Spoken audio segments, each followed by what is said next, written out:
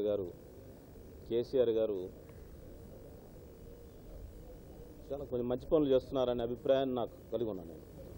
ముఖ్యంగా వాటిలో ఏంటంటే దళితులకి ప్రతి కుటుంబానికి 3 ఎకరాల భూమి, మైనారిటీ రిజర్వేషన్స్, దళిత క్రైస్తవులకి కొన్ని ప్రయోజనాలు, ఇవన్నీ కూడా కొంచెం పాజిటివ్ అంశాలు. ఇవి కొంచెం అవన్నీ డెలివరీ చేస్తే ఆయనకి మంచి పేరు వస్తుంది. కానీ అట్ ది సేమ్ టైం ఆయన ఒక కన్ఫ్యూజన్లోనో లేకపోతే మరి ఆ సలహా ఎవరిచ్చారో కానీ ఫీజు రియంబర్స్మెంట్ మీద 1956 ప్రాతిపదికగా చేస్తానని ఒక జీవో ఇష్యూ చేశాడు. అది అంత సమంజసం కాదు. మరి అలా చేస్తే 1956 ప్రాతిపదిక అయితే భద్రాచలం మునుగోడు వాళ్ళకు కూడా రాదు ఫీజు. వాళ్ళంతా తెలంగాణలో భాగం, వాళ్ళకు కూడా ఫీజు రాదు. ఆ ప్రాంతం 56 తర్వాతనే తెలంగాణలో కలిశారు. తెలంగాణ జిల్లాలో కలిసినాయి ఆ ప్రాంతాలు. మరి ఆ ప్రాంత ప్రజలకు కూడా రాదు.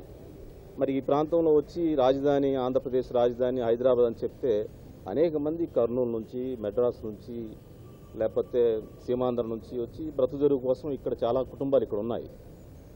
ఇక్కడ ఆ కుటుంబాలకి ఫీజు లేదని అనటం అంత సమంజసంగా లేదు. అది రాజ్యాంగం ప్రకారం కొంచెం ఇబ్బందికరమే.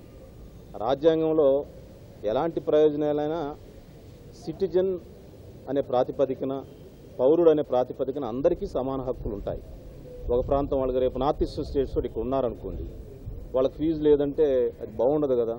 లేకపోతే మహారాష్ట్ర వాళ్ళు ఇక్కడ ఉంటారు, కర్ణాటక వాళ్ళు కూడా హైదరాబాద్లో ఉన్నారు, వాళ్ళకి ఫీజు లేదని అనటం కూడా బాగలేదు. అయితే బహుశా ఏంటంటే ఆయన ఫీజు రియంబర్స్మెంట్ కొంచెం ఆర్థిక భారంగా ఫీల్ అయి ఉండొచ్చు. దానికి ఉభయ ముఖ్యమంత్రులు, సీమాంధ్ర ముఖ్యమంత్రి చంద్రబాబు నాయుడు గారు, కేసీఆర్ గారు ఇద్దరు మాట్లాడుకొని ఆ బర్డన్ని షేర్ చేసుకుంటే ఇది డైల్యూట్ చేసుకున్నవాడు అవుతాడు ఆయన.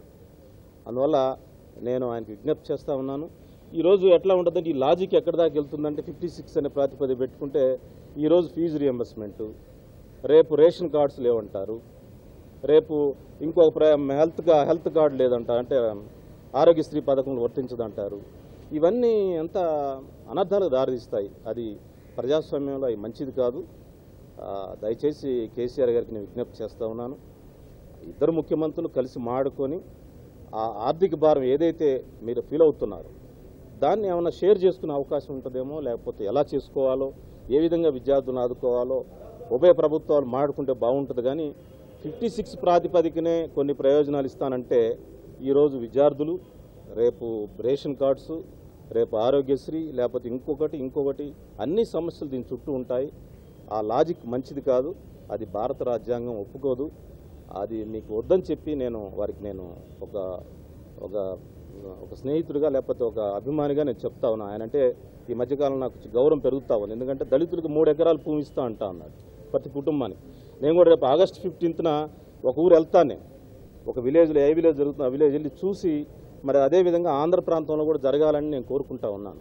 మరి అంత మంచి పనులు చేసి ఈ పక్కన ఇలాంటి పనులు చేస్తే ఆయనకు వచ్చిన మంచి పేరు పోతుంది. అది వద్దని చెప్పి నేను చెప్తాను. ఇటు ఇండియా పాకిస్తాన్ కలుసుకుంటున్నారు, ఇండియా చైనా కలుసుకుంటున్నారు, ఇక దానికంటే మనగాల మీరిద్దరు